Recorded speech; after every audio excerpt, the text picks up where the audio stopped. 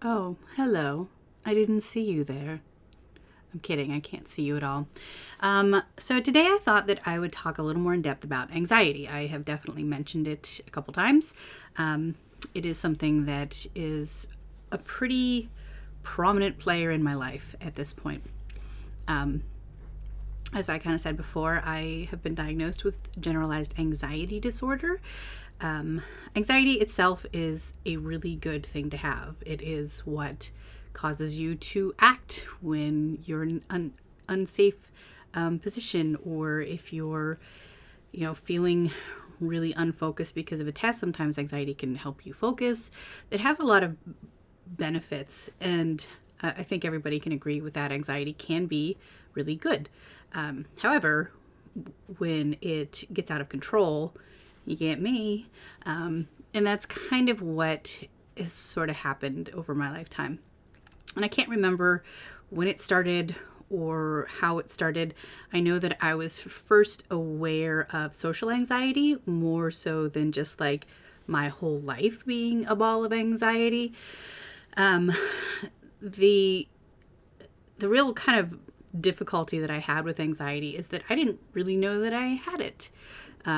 It's this really weird thing that your body does. Like I didn't feel like I knew when I had normal anxiety, but I was sort of living in a landscape of pure anxiety with spikes that happened, kind of like, everybody else is here, but I was just starting up here and having the same things.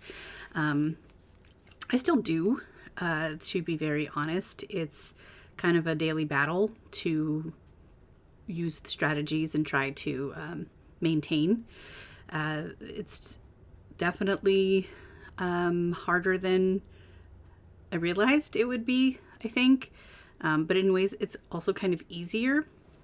When I first just started going to therapy, I explained that, it was terrifying for me, like just panic inducing terror that I had a really hard time with. It's really only been through therapy that I've been able to come as far as I have. And part of that process was just accepting that this is how I am. It's who I am.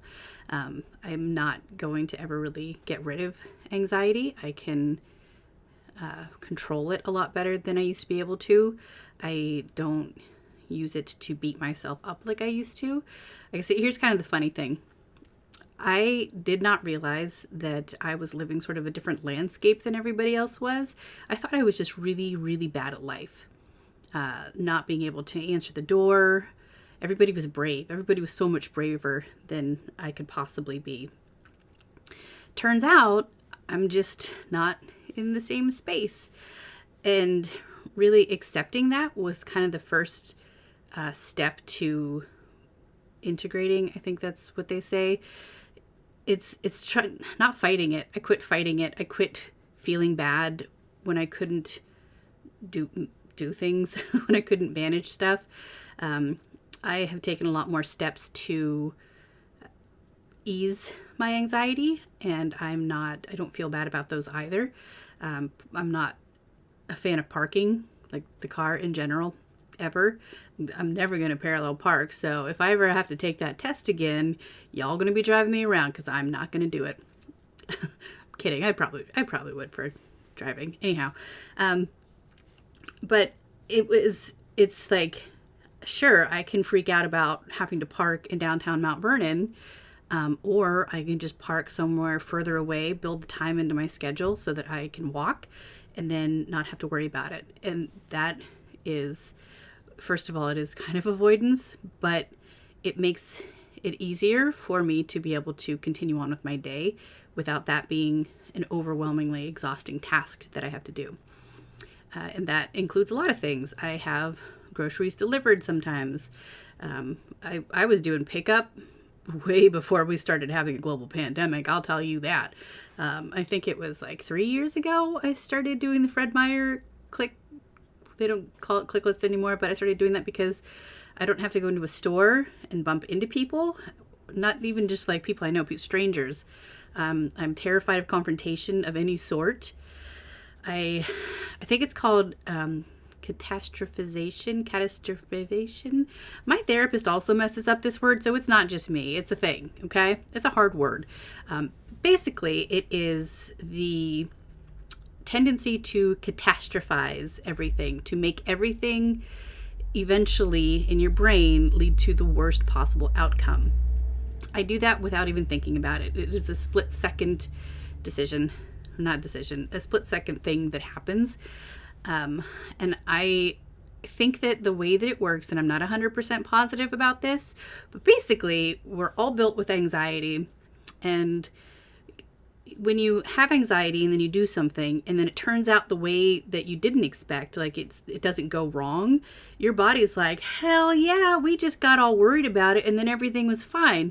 And instead of going, maybe we shouldn't have worried about it, it goes, that's my job now. That's a thing that I'm going to do all the time.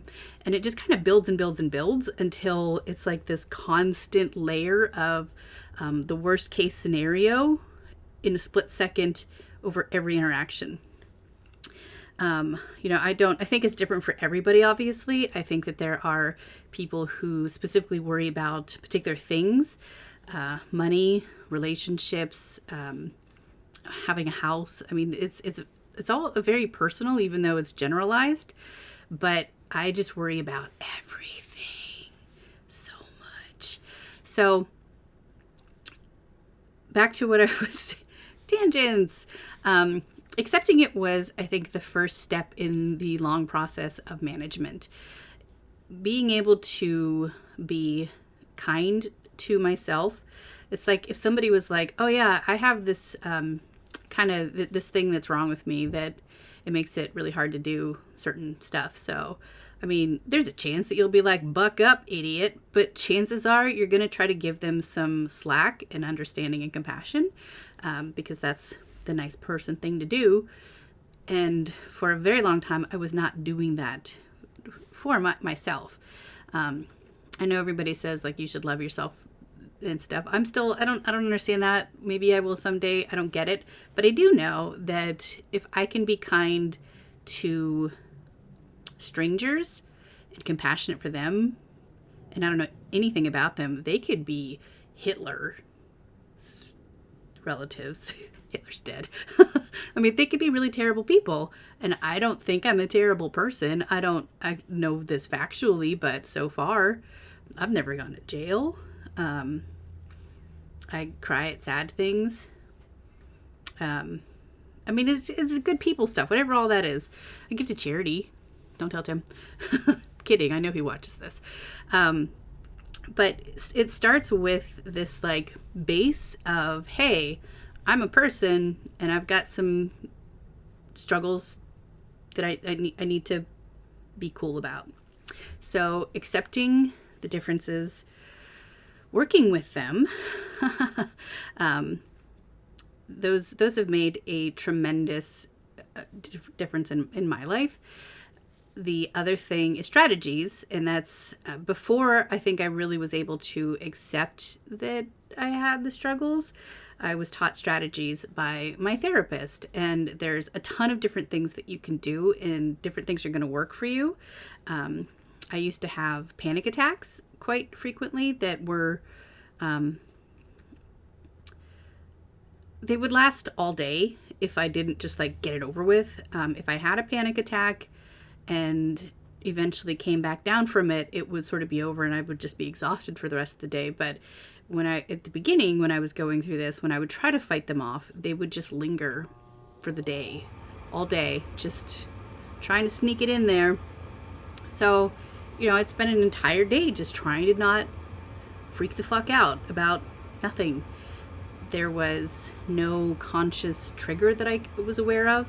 I know that sometimes things will happen and you don't pick up on the trigger, but that doesn't mean it's not there. So I wouldn't be aware of what it was to even avoid it in the future, which is really cool. So I've gotten a lot better at that. One of the things that has helped me quite a bit is it's called TIPS. And the only one that I really, really use from that like consistently is not consistently, just when necessary. It works for me. is temperature. So the day that I can recall right now that specifically I was having like an underlying panic attack just waiting to come out, when it would start to feel like it was going to, break the surface, I was putting baggies full of cold water that had been in the fridge onto my face. And basically the intention is to kind of shock your system into like getting right back in your body. Because that's a lot of what panic attacks are. They're kind of like dissociation in a way, that you're sort of separated from you. But the anxiety is, again, much more physical. So, you feel panicky and you feel terrible, but you also can't think straight at all. So the temperature is one way to like just get yourself back into that. You can take a cold shower. I did the baggies, ice packs. It's just to shock your system a little bit. Be like, hey, buddy, what are you doing there? Knock that off.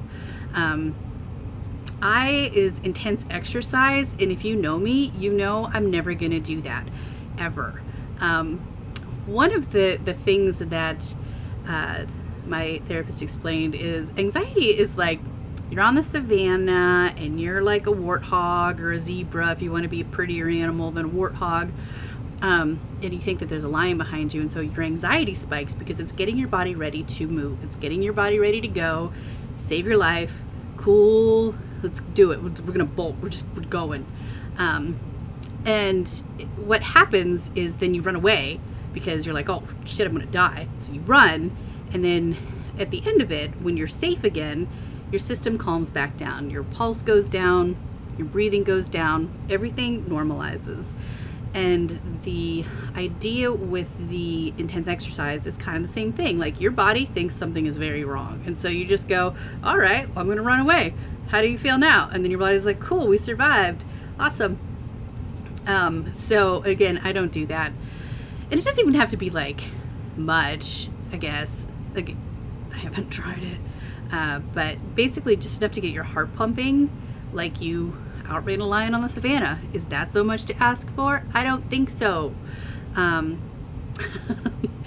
The third one, I think, is something about muscles. Like you basically tense your muscles up and then relax them.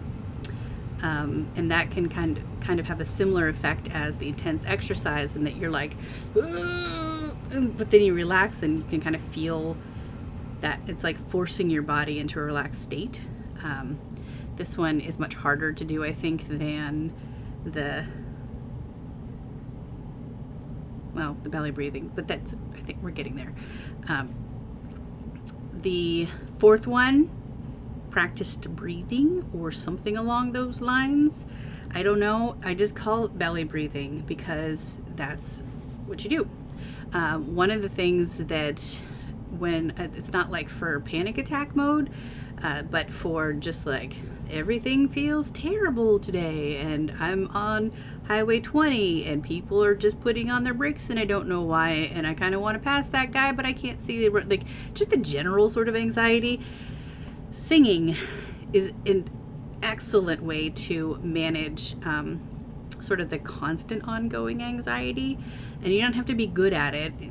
Like usually when I do it, I'm not with anybody, so but singing is great because it keeps your mind engaged so you can't have the runaway thoughts. It activates that belly breathing, the nervous system pieces that it hits, so you are getting the body alterations. You're not running away in your thoughts, and it gives you something to focus on, but you can still pay attention to what's happening around you. Like if you're singing, you can still see the breaks. It's not like a completely lost in thought kind of thing. And usually if you're singing, it's going to be along with the radio. It's things you already know, so you don't have to consciously think about them to have them be coming out of your mouth. So I do that a lot. Sometimes even when I'm just in a bad mood, singing can really, really help. Because it does, again, same things. Gets that stuff going, gets your mind off stuff. So, go ahead and sing. Sing in your car, sing in your shower. I don't care where you sing. Do it in Target. My therapist gave me full, absolute permission to sing in Target. Not that I go to Target, but if I did, and I did it, and I got caught, and they were like, ma'am, can you please leave the store? I'd be like, my therapist said that this is a healthy coping mechanism, and you need to leave me alone. I wouldn't actually do that. That's a confrontation. Don't be stupid. But it's largely, I think, kind of what I said before. The biggest part of it has been not trying to fight it anymore, not making it a painful everyday experience that I struggle with something. I'm not getting rid of this. This is a part of who I am. It is something that served me well in the past. I wish I could just kudos, wave it bon voyage, but that's not how it's going to work. This process is basically going to be me recognizing the anxiety, accommodating if I feel like it. Like, it's okay to have an easy day. It's okay to be gentle to yourself. It's okay to park further away and walk longer. It's probably healthy for you, actually. I mean, walking, that's healthy. I bet people do that all the time. It's okay to have dinner delivered if you're struggling. It's okay to not clean your house. Those things are okay. It's okay to be gentle with yourself because you're the only one of you that you get. So yeah, I think that's about it. I don't know if I covered the entirety of it. I did strategies, acceptance. I think I already covered before kind of what it feels like. So I think everybody knows anxiety anyhow. So yeah, again, any questions? If you want me to slow something down a little bit, probably not going to do that. Most of the information that I talk about, you can easily Google. It's all out there, but it's, I think, harder to... There's so much information that it's overwhelming, I think, sometimes. Because I definitely have done that before. I've been like, how do you cure anxiety? And nobody is straight out like, well, you can't. That's just who you can manage it. There's no cure. It's, here's some things you can do. But it's a process. It's a lifelong process. And it's part of becoming a more well-rounded person, I think, to just accept the difficulties and not fight them anymore. Just, work with them. I think it makes a much easier path, and it's probably going to lead to a much happier person. I hope. We'll find out.